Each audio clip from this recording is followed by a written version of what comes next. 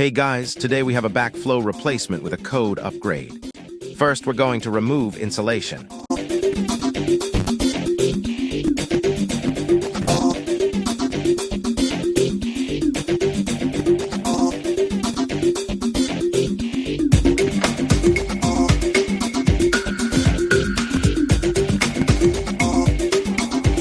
Cut the old one out.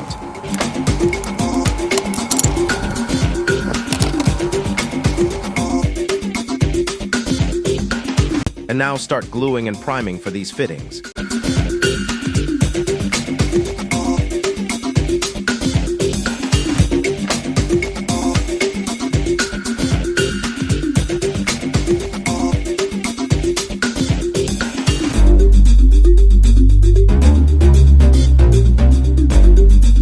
Because we have 1 inch incoming and 3/4 outgoing, so we will need to use bushings and these fittings to compensate for our new device.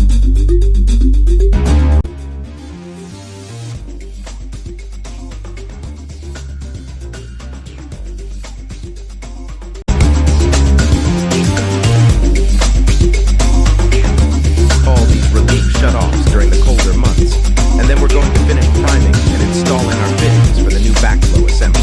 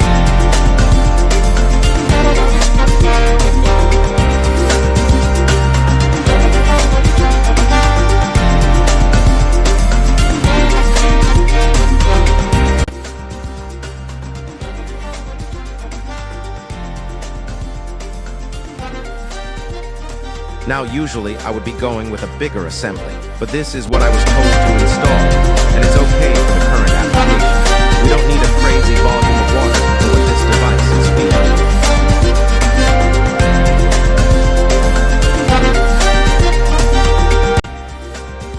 We always need to purge the system really well when gluing for a backflow install, so you can remove any debris or excess glue from the install.